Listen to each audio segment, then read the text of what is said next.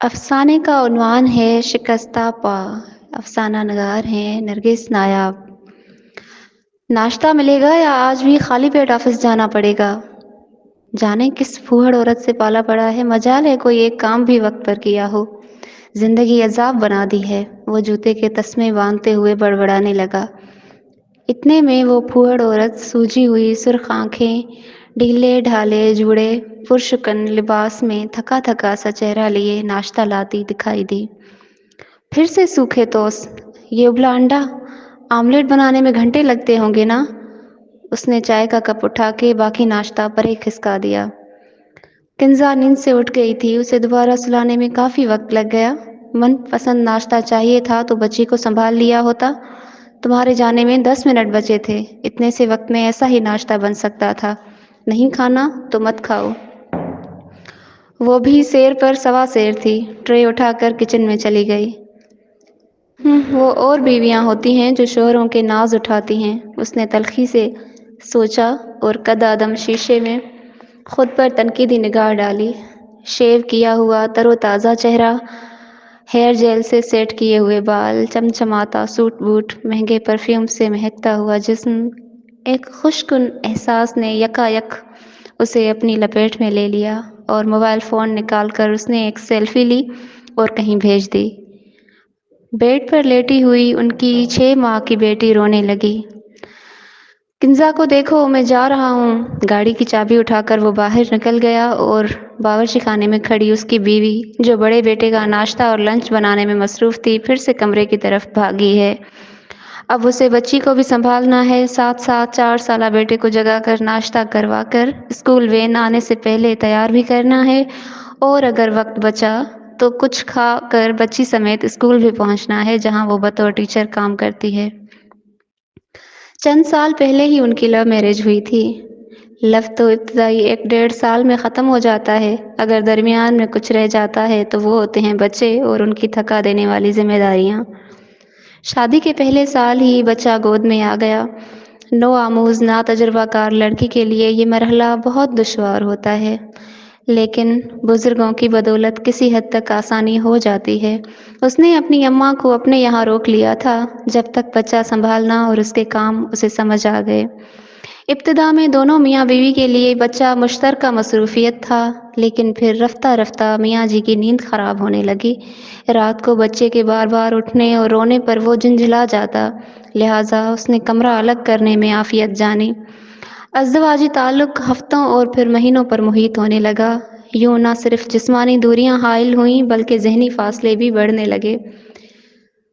دونوں کی زندگی اور مصروفیات بدل گئیں۔ میاں جی کی ملازمت 9 سے 5 بجے تک کی تھی، لیکن وہ 8 بجے ہی گھر سے نکل جاتے تھے کہ بڑے شہروں میں ٹریفک کے مسائل بھی بڑے ہوتے ہیں اور انہیں 9 بجے سے پہلے ہی آفس پہنچنا ہوتا تھا، اس لیے دونوں کو 8 بجے سے پہلے اٹھنا پڑتا تھا۔ جب تک ایک بچہ تھا تو اتنا وقت وہ نکال ہی لیتی تھی کہ اگلے دن کے لیے رات کو میاں جی کے کپڑے جوتے تیار کر کے رکھتی، بچے کے اور اپنے کام بھی جیسے تیسے وقت پر ہو ہی جاتے تھے۔ دونوں کے مابین ایک خاموش معاہدہ چل رہا تھا۔ چونکہ سارے کام وقت پر ہو رہے تھے، اس لیے جھگڑے اور اختلاف کا تناسب کم تھا۔ البتہ ایک دوسرے سے دل ہی دل میں گلے دونوں کو تھے۔ میاں جی کو گلا تھا کہ بچہ ہوتے ہی میں نظر انداز ہو رہا ہوں، نہ اس کے نزدیک میرے لیے بننا سنورنا اہم رہا ہے، نہ پہلے کی طرح نئے نئے کھانے بنانا۔ فطری تقاضوں کے لیے جب میں بلاؤں تو آئے، نہ بلاؤں تو سالوں بعد بھی نہ آئے۔ ایسی ہوتی ہے محبت کی شادی۔ اور بیوی کو یہ شکوہ کہ شادی سے پہلے فون پر بات کرتے ہوئے اگر کبھی تھکن کا ذکر نکلتا تو میرے لیے کتنا پریشان ہوا کرتا تھا اور آرام کرنے کے مشورے دینے لگتا تھا۔ ورکنگ وومن کی عظمت کے گن گانے والے، مرد و عورت کے مساوی حقوق کی بات کرنے والے نے کیسے مجھے گھر کی ذمہ داریوں میں اکیلا چھوڑ دیا ہے۔ گھر اور بچہ سنبھالنا، ملازمت کو جاری رکھنا، اس کی ضروریات کا خیال رکھنا، وقت کی پابندی کرتے ہوئے گھڑی کے ساتھ دوڑنا مجھے کتنا تھکا دیتا ہے۔ ہر وقت تھکن حاوی رہتی ہے، نہ پہننے اوڑھنے کو دل کرتا ہے، نہ کہیں آنے جانے کو۔ ایسی ہوتی ہے محبت کی شادی۔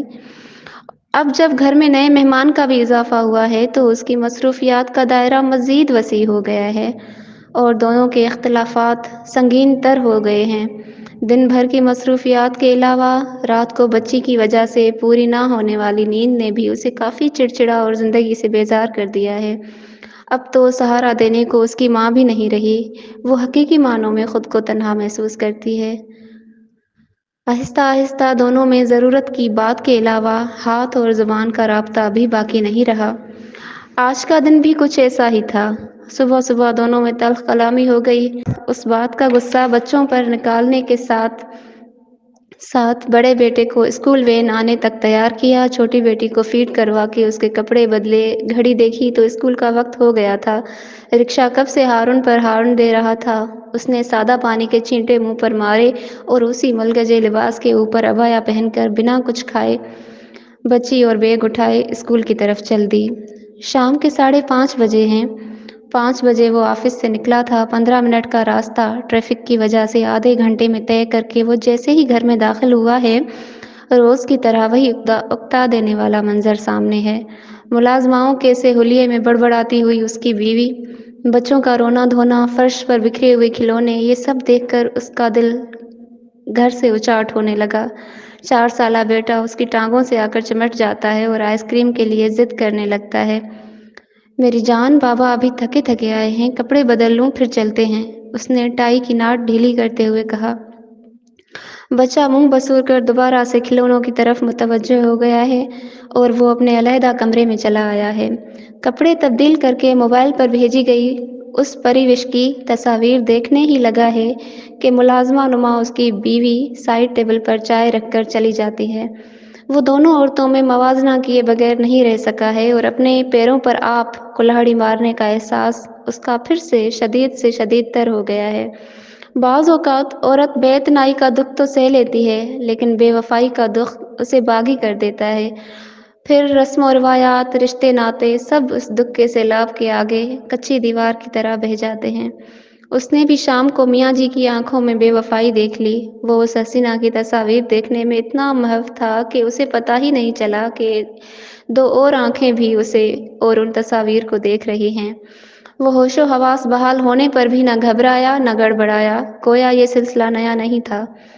رات کو دونوں بچوں کو کھلا پلا کر سلانے کے بعد وہ خود بھی جب بستر پر آئی تو بے اختیار اس کی آنکھوں سے جھرنے جاری ہو گئے۔ بہت سا رونے کے بعد اس نے موبائل اٹھایا اور فیس بک پر آئی بہت سی دوستی کی درخواستیں قبول کرتی چلی گئی، میسنجر پر آئے پیغامات کا جواب دیا اور دیر تک دونوں بند کمروں کے اندھیرے میں فقط موبائل فون کی اسکرین کی روشنی ناچتی رہی۔ دونوں اپنے معمولات پر کاربند تھے، وہی ملازمت، وہی جھگڑے، وہی اختلافات، وہی ایک دوسرے سے لا تعلقی، لیکن اب ان سب میں ایک اضافہ ہوا تھا کہ اب گھر، بچے اور وہ خود بہت صاف ستھرے رہنے لگے تھے۔ السلام علیکم۔ آج تو اس کے حیران ہونے کا دن تھا۔ آج تو اس پر سلامتی بھیجی گئی ہے۔ چند لمحوں کے لیے تو اسے لگا کہ کوئی اور خاتون سامنے ہے۔ جدید تراش خراش کا بہترین سوٹ، ہاتھوں میں ہم رنگ کانچ کی چوڑیاں، دمکتی جلد، شانوں تک تراشیدہ بال، باورچی خانے سے آتی اشتہا انگیز خوشبوئیں۔ یا حیرت! کیا مہمان آنے والے ہیں؟ اس نے جوتے کے تسمے کھولتے ہوئے کہا۔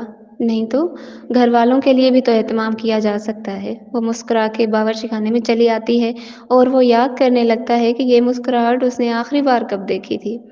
بے اختیار اس کی نظر ڈرائنگ روم سے ملحقہ باورچی خانے تک جاتی ہے۔ چولہے پر بنتی چیزوں کی ویڈیو بناتی، کبھی مختلف ناز و انداز سے اپنی تصاویر لیتے نظر آتی ہے۔ وہ ڈرائنگ روم کے صوفے سے اٹھ کر اس کمرے میں آتا ہے جو چند سال پہلے دونوں میاں بیوی کا ہوا کرتا تھا اور اب اس کی بیوی بچوں کا تھا۔ جب اس نے وہ کمرہ چھوڑا تھا تب کیسا بکھرا بکھرا رہتا تھا، ہر جگہ چھوٹے چھوٹے کپڑے اور بچے کا سامان، اور اب کتنا کھلا کھلا سا لگ رہا ہے۔ ہر چیز کرینے سے رکھی ہوئی، ڈبل بیڈ کے قریب ہی دیوار کے ساتھ ایک چھوٹا سا میٹریس اور اس کے نزدیک رکھا بیبی کاٹ جس میں اس کی بیٹی سوئی ہوئی ہے اور میٹریس پر اس کا چھوٹا بیٹا۔ دیواروں پر لگے شیلف جن میں کھلونے اور کتابیں ہیں، مختصر فرنیچر کے ساتھ اب یہ کمرہ خاصا کشادہ لگ رہا ہے۔ کتنا وقت ہوا ہوگا اسے اس کمرے میں آئے ہوئے؟ وہ سوچنے لگتا ہے کہ دوسرے کمرے میں چند دن سونے کیا لگا، اس نے میری ضروریات کا تمام سامان، کپڑے، جوتے سب وہیں رکھ دیے۔ سوتے ہوئے بچوں پر پھر سے نظر ڈال کر وہ मुड़ा ही था कि बीवी से टकराते-टकराते बचा। वो भी मोबाइल फ़ोन में देखते हुए अपने कमरे में आ रही थी कि बेध्यानी में मियाँ से टकराते-टकराते बची और उसे वहाँ देखकर हैरान रह गई। वो चाय तैयार है, तुम गए नहीं चेंज करने? मैं समझी अपने कमरे में होंगे। दोनों की नज़रें एक लम्हे को मिलीं और वो अपने कमरे की तरफ चला गया। जब वापस ड्राइंग रूम में आया तो वो पहले से सोफ़े पर बैठी हुई थी।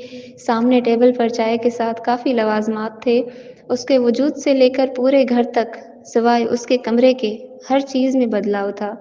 शायद ये बदलाव आहिस्ता-आहिस्ता आया हो और उसने महसूस ना किया हो, लेकिन आज जब उसने महसूस किया है तो उसे अच्छा लगने की बजाय किसी गड़बड़ का एहसास क्यों हो रहा है? दोनों की निगाहें बज़ाहिर तो टीवी की तरफ हैं, लेकिन ज़हन एक दूसरे को सोच रहे हैं। दोनों के मोबाइल फ़ोन पर रह के मखसूस टोन बज रही है और दोनों ही एक दूसरे के सामने फ़ोन उठाने से गुरेज़ कर रहे हैं, गोया अपना-अपना गिल्ट मिटा रहे हैं। कोई 1 घंटा एक दूसरे की सोहबत में उकता देने वाला ड्रामा देखने के बाद वो छोटी बेटी के रोने की आवाज़ सुनकर जल्दी वहाँ से उठ जाती है और उसका मोबाइल वहीं पर रह जाता है। उसे याद आता है मोबाइल फ़ोन के मुतल्लिक़ उसका लापरवाह होना।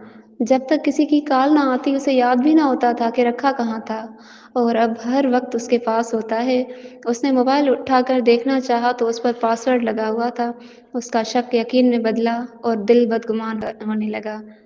तो वो मेरे साथ बेवफ़ाई कर रही है, उसने तनफ़्फ़ुर से सोचा। तो तुम कौन-सा उसके साथ वफ़ा निभा रहे थे? दिल ने उसे टोका। तो फिर थोड़ी देर पहले साथ बैठना और मेहमानों की सी तवाज़ो करना वो सब क्या था? दिमाग ने तावील पेश की। जो आदी धोखेबाज नहीं होते वो धोखा देते हुए खुद से लड़ रहे होते हैं और अगले के साथ बहुत अच्छे भी हो जाते हैं। ऐन मुमकिन है वो भी अपनी नदामत कम करने को ऐसा कर रही हो, लेकिन तुमसे तो इतना भी ना हुआ। दिल ने उसे बुरी तरह झिड़क दिया। वो दरवाज़ा खोलकर अंदर आता है। उसकी बीवी बच्ची को अपनी गोद में लेकर दूध पिला रही है और उसके सर पर मोहब्बत से हाथ फेरे जा रही है। उसके चेहरे पर बिखरे ममता के नूर को वो बहुत शिद्दत से महसूस करता है। तुम्हारा फ़ोन बाहर रह गया था। उसने हाथ उसकी तरफ बढ़ाया। शुक्रिया, मैं खुद ले लेती, तुमने क्यों ज़हमत की? उसने बीवी की बात सुनी अनसुनी करते हुए बेटे की तरफ देखा। ये अब तक सो रहा है? रात को तो देर से सोता होगा। नहीं, अभी इसे उठाऊंगी। उसका फुटबॉल और सैंडविच साथ लेकर हम तीनों बराबर वाले पार्क जाएंगे। वहाँ खेलेगा तो थक जाएगा और रात को भी वक्त पर सो जाएगा। ये कहकर उसकी बीवी बाहर चली जाती है। उसने सोते हुए बेटे को बिस्तर से उठाकर सीने से लगाया तो वो जाग गया और दोनों बाप बेटे में लाड प्यार होने लगा। करीब ही लेटी नन्ही गुड़िया भी अब हाथ पांव मारते हुए मुंह से अटक अटक कर बा बा बा की सी आवाज़ निकाल रही थी। बेसाख्ता उसे अपनी बेटी पर बहुत प्यार आया और वो उस नन्ही गुड़िया को उठाकर चूमने लगा। ये सब रंग आज उसके लिए नए-नए से थे। चलो बच्चों, उसकी बीवी चादर ओढ़े अंदर आती है और बच्ची को उठाने लगती है। बाबा, आज आप भी चले ना? अली, बाबा मसरूफ़ होते हैं बेटा, उठो जल्दी, शाबाश, रोज़ हम तीनों ही चलते हैं ना? बच्चा मुंह बसूरते हुए जूता पहनने लगता है तो बाप को उस पर प्यार आ जाता है। चलो, मैं भी चलता हूँ। खुश? चारों पहली बार एक साथ घर से बाहर निकल रहे हैं, वरना रोज़ इस वक्त वो अपने कमरे में अपनी खुद साख्ता जन्नत में होता है। पार्क में दाखिल होने पर उसे दूर से अपना एक दोस्त अपने अहले खाना के साथ दिखाई देता है। दोनों एक दूसरे को देखकर पार्क के दूसरे गोशे में चले जाते हैं। बच्चे आपस में खेलने लगते हैं और ख़वातीन की बातें तो खड़े-खड़े ही शुरू हो जाती हैं। वो दोनों चलते-चलते दूर एक संगी बेंच पर बैठ जाते हैं। एक बात तो बताओ, उसने दूर दरख्तों की चोटियों को देखते हुए दोस्त से कहा। पूछो, दोस्त ने उसके गंभीर चेहरे की तरफ देखते हुए कहा। भाभी के साथ तुम्हारे कभी ऐसे इख्तिलाफात होते हैं जिनमें कई-कई दिन बात ना होती हो? अरे नहीं यार, तौबा करो। औरत बहुत जज्बाती होती है। उसके लिए अपने हमसफ़र का प्यार से बातें करना, उसे ढारस देना, कभी-कभी सिर्फ़ अल्फाज़ का सहारा देना भी बहुत होता है। तारीफ़ सुनकर वो अपनी थकान भूल जाती है। मैं अक्सर अपनी बीवी के काम में मदद नहीं करवाता, लेकिन तारीफ़ दिल खोल कर करता हूँ और यकीन करो लड़ाई झगड़ों से बचा रहता हूँ। दोस्त के कहकहे ने उसे माज़ी करीब में पहुँचा दिया है। वो सोचने लगा, दोनों के सर पर जब पहले बच्चे की ज़िम्मेदारियाँ आन पड़ी थीं, तो दोनों ही बौखला गए थे।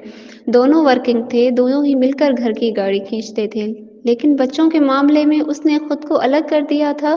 ہسپتال، اسکول وہ خود دیکھتی، بچوں کو نہلانا، کھلانا، پلانا، اور پھر میرے اور اپنے کام، اپنی ملازمت کے ہزار مسائل۔ میں نے کبھی اسے ڈھارس دی، اسے حوصلہ دیا، اس کی تعریف کی، لفظی سہارا بھی نہ دیا۔ وہ بھی عورت تھی، اسے بھی تعریف خوش کرتی ہوگی، اسے بھی ساتھ دینے والا شوہر چاہیے ہوگا۔ میں نے خود اسے غلط راستے پر گامزن کیا ہے۔ او بھائی، کیا سوچ رہے ہو؟ کب سے میں ہی باتیں کیے جا رہا ہوں، اب تو میرا منہ دکھنے لگا ہے قسم سے۔ ارے کچھ نہیں یار، وہ آفس میں کام کا بہت لوڈ ہے، اس کی طرف دھیان چلا گیا تھا۔ اچھا، ویسے تمہیں اور بھابھی کو دیکھ کر لگتا نہیں کہ تم دونوں میں لڑائی جھگڑا بھی ہوتا ہوگا۔ تم دونوں نے خود کو پہلے سے بھی بہت زیادہ گروم کر لیا ہے۔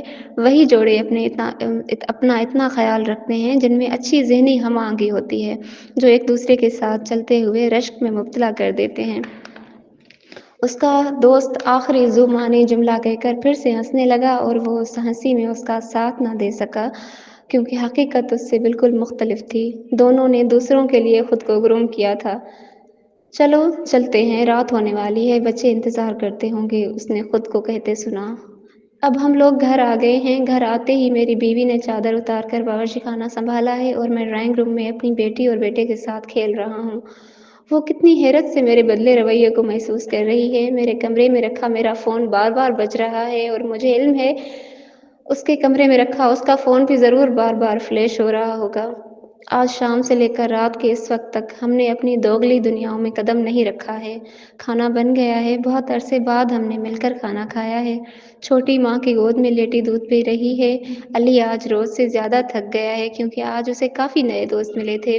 اسے نیند آنے لگی ہے۔ میں اسے اس کے بستر پر سلانے جا رہا ہوں۔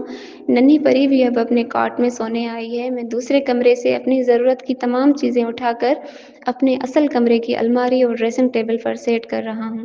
گاہے گاہے اس کے چہرے کی طمانینت بھی محسوس کر رہا ہوں اور دل ہی دل میں عہد کر رہا ہوں کہ اب حتی المقدور گھر کے کاموں میں اس کا ہاتھ بٹایا کروں گا، دکھ سکھ بانٹا کروں گا تاکہ اسے کسی اور کے شانے اور سہارے کی ضرورت نہ پڑے۔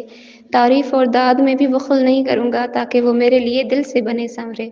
سارے دن کی تھکی ہوئی ہے میں اس کے لیے دودھ گرم کر رہا ہوں۔ آج میں نے جانا کہ بعض ٹھوکریں زندگی بھر کے لیے سنبھال لیتی ہیں۔ کتنی عجیب بات ہے کہ میں خود کو مظلوم سمجھ رہا تھا اور وہ خود کو، جبکہ حقیقی مظلوم تو ہمارے بچے ہیں۔ آج اگر ہم ان کو میسر نہ آتے تو کل کو وہ بھی اجنبیوں میں سہارے ڈھونڈتے۔ میں نہیں چاہتا کہ میری بیٹی اپنی ماں کے نقش قدم پر چلے اور بیٹا میری روش پر۔ دودھ لے کر کمرے میں آیا ہوں، شاید وہ بھی سونے لگی ہے۔ تمہارے لیے دودھ لایا ہوں۔ وہ پھر سے حیرانی سے مجھے دیکھنے لگتی ہے۔ ان التفات کی میں عادی نہیں ہوں، اس نے کہہ کر کروٹ بدلی تو عادت ڈال بیڈ پر اس کے قریب گیا اور اسے باہوں میں بھر لیا اور وہ بھی مزید کوئی گلا شکوہ کیے بغیر کروٹ بدل کر میرے سینے میں سما گئی۔